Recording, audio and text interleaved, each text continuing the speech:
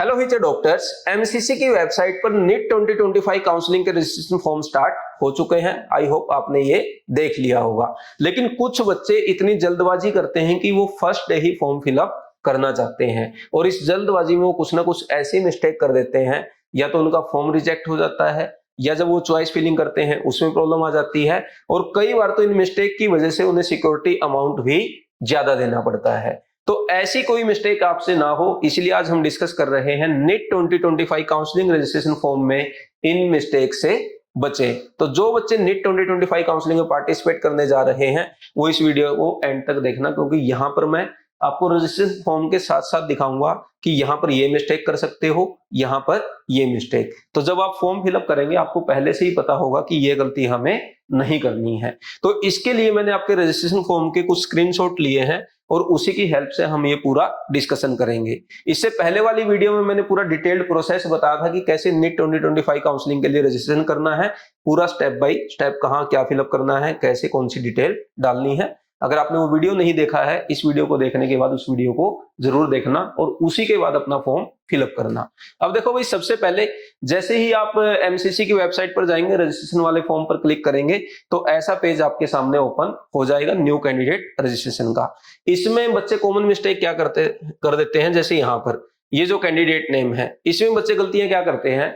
मान लीजिए आपका नाम है अमित कुमार मीणा, ओरिजिनल नेम, तो इसमें बच्चों से मिस्टेक ये हो जाती है कि जब उन्होंने नीट 2025 का एप्लीकेशन फॉर्म फिलअप किया था उस टाइम हो सकता है उन्होंने बस अमित मीणा ही लिखा हो।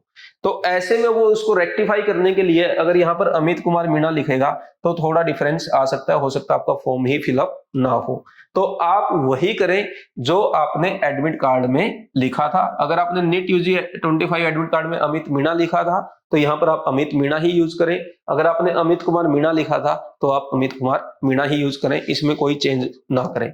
फिर लेकिन आपको ये लगेगा कि सर जब मुझे सीट अलॉट हो जाएगी, जब मैं कॉलेज जाऊंगा, मेरे डॉक्यूमेंट्स में तो कुछ अलग है, यहाँ पे कुछ अलग होगा, तो उसके लिए टेंशन नहीं लेनी। एक एफिडेविट लग जाएगा, वो सिंपल होता है, कोई भी लॉयर बना के आपको दे देगा और आपका एडमिशन हो जाएगा, उसकी टेंशन आप मत लें, ठीक है।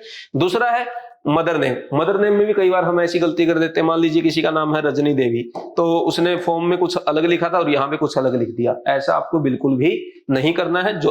जो भी डिटेल डालनी है वो नीट यूजी 2025 एडमिट कार्ड से ही लेना है, ये आपको बिल्कुल ध्यान रखना है। जब ये सबमिट आप कर देंगे फिर नेक्स्ट पेज आपके सामने ओपन होगा एप्लीकेशन फॉर्म। अब यहाँ पे जो मिस्टेक होने के चांस है वो देखो, पर्सन विद डिसेबिलिटी, यहाँ पर यस और नो आपको क्या रखना है। अगर आप पीडब्ल्यूडी कैंडिडेट नहीं है, हैंडीकैप नहीं है, तो आपको नो रखना है, और अगर आप हैं तो यस रखें। यस करेंगे तभी आपको रिजर्वेशन का बेनिफिट मिलेगा, नहीं तो नहीं मिलेगा। दूसरी गलती यहाँ पर बच्चे कर देते हैं, जो do you want to apply for armed forces medical college, ये है एएफएमसी पुणे वाला कॉलेज।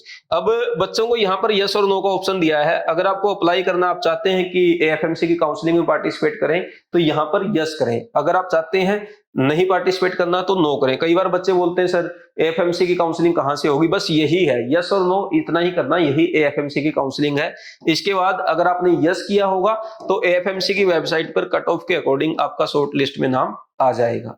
अगर आपका कट ऑफ नहीं क्लियर होगा तो आपका नाम नहीं आएगा। लेकिन बहुत बार बच्चे बोलते हैं सर मेरे तो कट ऑफ से मार्क्स ज्यादा थे फिर भी मेरा नाम नहीं आया, तो वो बच्चे गलती यहां पर कर देते हैं, वो पहले यहां नो कर देते हैं। तो ऐसा आपको नहीं करना है।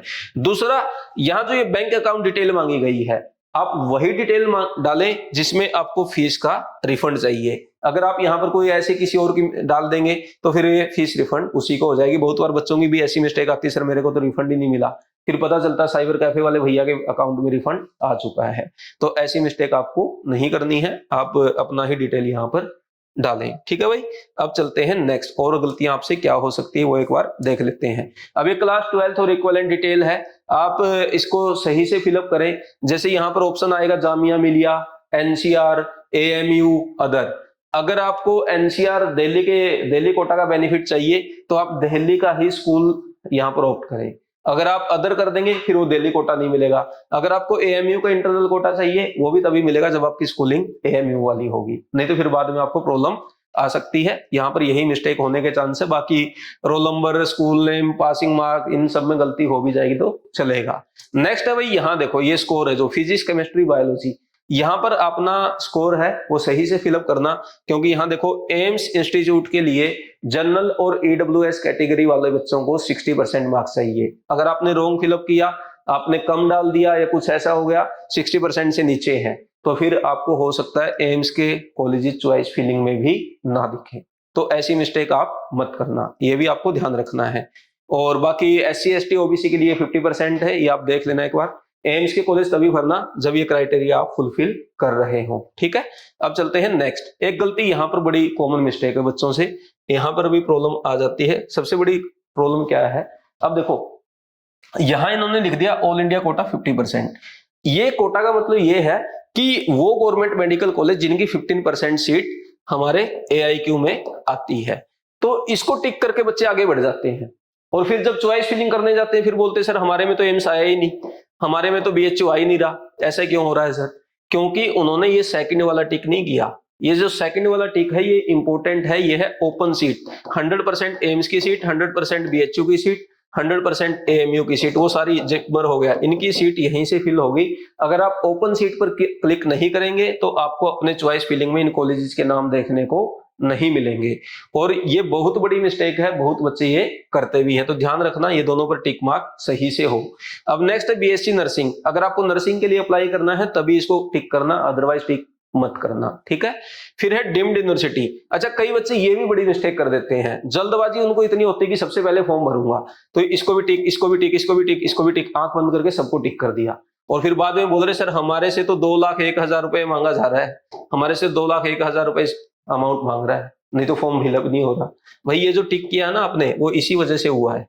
ये डीम्ड यूनिवर्सिटी वाला टिक उन्हीं बच्चों को करना है जिनको प्राइवेट कॉलेजेस में एडमिशन लेना है, या फिर जो एम्स की फोन सीट है, जामिया की NRI सीट है, AMU की सेल्फ फाइनेंस्ड या NRI सीट है, इनमें अगर आपको कोई कॉलेज चूज करना है तभी इसको टिक करना, अदरवाइज इसको टिक करने की नीड नहीं है, नहीं तो अननेसेसरी आपको इतना अमाउंट देना पड़ जाएगा, ये ध्यान रखना।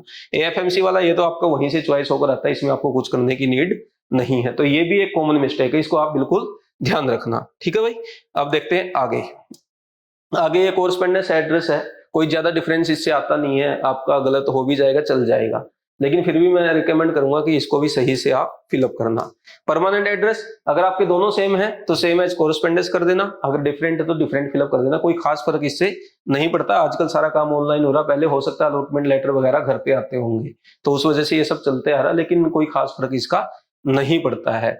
फिर ये है भाई, जैसे ही आपका ये सारा फॉर्म आ जाएगा उसके बाद आपका एक प्रीव्यू का बटन आता है, उसमें आप है ना अपनी सारी डिटेल चेक करना। बहुत बार बच्चे डिटेल चेक ही नहीं करते हैं और फिर देखते हैं कि यार ये मिस्टेक हो गई, वो मिस्टेक हो गई। अगर फॉर्म सब कुछ सही से भी फिलअप किया है तो उस प्रीव्यू वाले पेज को भी ध्यान से देख लेना एक बार, 2 मिनट लगती है उसको देखने में। और अगर आप नहीं देखते हैं, फिर कुछ गड़बड़ हो जाती है, फिर उसमें घंटों लग जाते हैं सही करने में, और बहुत बार तो सही होती भी नहीं, नेक्स्ट राउंड का वेट करना पड़ता है। तो ऐसी मिस्टेक ना हो इसलिए ध्यान से भरें, ध्यान से देखें। जैसे ही वो सबमिट करेंगे फिर पे रजिस्ट्रेशन फी आ जाएगा।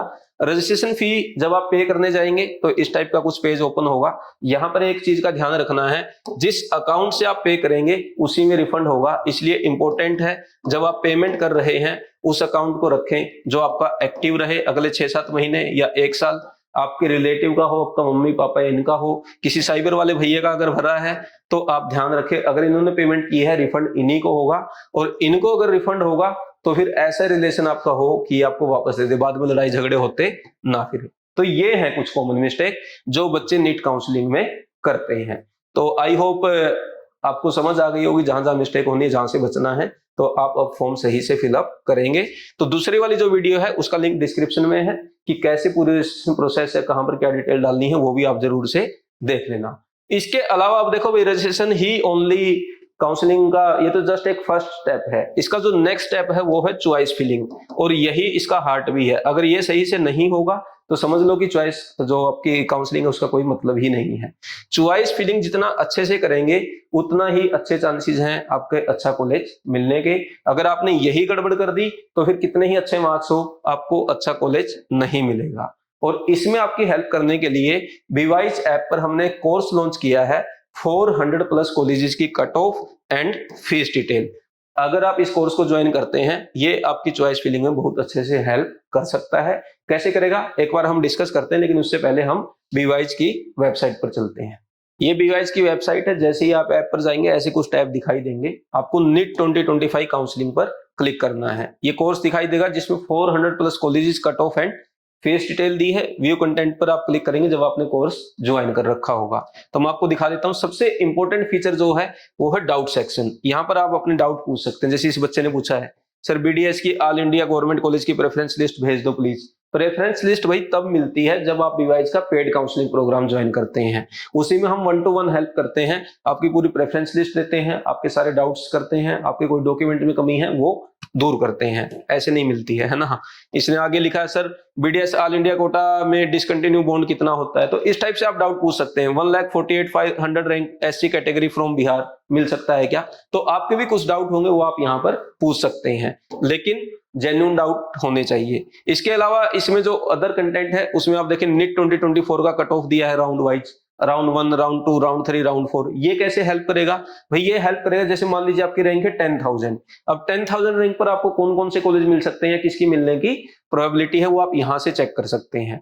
राउंड 1 ऑल इंडिया कोटा का 15, इसमें सभी कॉलेजेस का दिया हुआ है। जैसे 10,000 रैंक है तो हम 10,000 के आसपास आ जाते हैं। जैसे ये एक कॉलेज है ESIC मेडिकल कॉलेज भित्ता बिहार 9,818। शोभन सिंह अल्मोड़ा 10,713। ये कॉलेज इसको मिल सकता है। थिरुवल्लर वाला कॉलेज मिल सकता है। Government medical college Badaun UP ये भी मिल सकता है। तो 10,000 के 1,000 माइनस 1,000 प्लस या 1,500 प्लस इसके आसपास वाले कॉलेज मिलने की प्रोबेबिलिटी है। उनकी लिस्ट बना लें, उनको देख लें, क्योंकि सबसे ज्यादा मिलने की प्रोबेबिलिटी उन्हीं की है। वैसे भरने को तो आप एम्स दिल्ली भर दो, BHU भर दो, MANC भर दो, मिलना तो है नहीं, लेकिन इन पे आप जरूर काम करें कि इनमें से कैसे अरेंज करूं, इनमें सबसे ऊपर कौन सा रखूं, सबसे नीचे कौन सा रखूं। उसके अकॉर्डिंग आप अपनी लिस्ट बना सकते हैं इसकी हेल्प से। और नॉट ओनली राउंड 1, आप राउंड आपके जो पीछे के जो राउंड है, राउंड 2, राउंड 3, राउंड 4, वो सब भी आप यहाँ पर देख सकते हैं। पूरा डिटेल यहाँ पर दिया गया है। राउंड 2, राउंड 3 सभी में ऐसी कट ऑफ दे रखी। देखो round 4 cut off 15%। Stray vacancy कुछ बच्चों को होता है कि स्ट्रे वैकेंसी तक वेट कर लेते हैं। वैसे करना नहीं चाहिए, कभी कभी लॉस हो जाता है, कभी कभी बेनिफिट भी मिलता है, डिपेंड करता है वही लक पर। ये आपकी फीस डिटेल दे रखी है, बॉन्ड डिटेल। जैसे इस बच्चे ने अभी पूछा था कि किसमें क्या बॉन्ड लगेगा, यहाँ पूरी बॉन्ड डिटेल दे रखी है। बिहार में कितना, छत्तीसगढ़ में कितना, तमिलनाडु में कितना है, डिसकंटिन्यू कितना, MBBS का कितना, BDS का कितना। तो सारी डिटेल आपको एक ही जगह पर मिल रही है। ये बेनिफिट है इस कोर्स का। Just at ₹299। भाई 299 से कम तो क्या ही होगा, और प्राइस इसका और बढ़ जाएगा। अब काउंसलिंग भी स्टार्ट हो गई है, हम लिमिटेड बच्चों को ही रखते हैं। ठीक है, तो अब आ जाते हैं वापस अपनी वीडियो पर। एक बार मैं फिर से बता देता हूं क्या क्या हमने इसमें डिस्कस किया है अभी तक। देखो भाई मैंने गलतियां बताई है कि काउंसलिंग में जो मिस्टेक आप कर सकते हैं रजिस्ट्रेशन फॉर्म में, वो आप अवॉइड करें। इस वीडियो में मैंने हाईलाइट कर दी जो जो हो जाती है। दूसरा, रजिस्ट्रेशन फॉर्म की एक डिटेल्ड वीडियो बनाई है, कैसे फॉर्म आपको फिलअप करना है स्टेप बाय स्टेप, वो वीडियो आप जरूर देखना। इसके अलावा काउंसलिंग में अब जैसे चॉइस फिलिंग इसका मोस्ट इंपोर्टेंट पार्ट है, उसके लिए एक वीडियो मैंने बना रखी है 7 बेस्ट टिप्स। ये वाली वीडियो आप जरूर देखें। काउंसलिंग खुद से कर रहे हैं तो इन बातों का ध्यान रखें, वो वीडियो आप जरूर देखें। इसके अलावा आपका कट ऑफ की वीडियोस हमने अपलोड कर रखी है। अगर आपको कोर्सेज में कंफ्यूजन है, BDS versus BAMS versus BSc nursing versus veterinary, वो वीडियोस हैं, ये आप देखें। फिर जैसे all India quota and state quota की काउंसलिंग अब आपके साथ शुरू हो जाएंगी, तो साइमल्टेनियसली एक साथ कैसे पार्टिसिपेट करते हैं, वो वीडियोस अपलोड कर रखी है। ये सारी वीडियोस आप काउंसलिंग से पहले देख लें।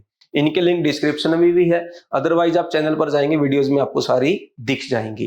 तो ये हो गया हमारा आज का डिस्कशन। और बीवाइज का टेलीग्राम ग्रुप है, उसको आप जरूर ज्वाइन करके रखें, वहां पर भी हम अपडेट करते हैं। टेलीग्राम चैनल को भी ज्वाइन करें, इनके भी लिंक डिस्क्रिप्शन में आपको मिल जाएंगे। और इस वीडियो से रिलेटेड अगर आप कोई डाउट है तो आप कमेंट करके पूछें। वीडियो अच्छा लगा तो लाइक करें, शेयर करें, चैनल को सब्सक्राइब करें। Thank you very much.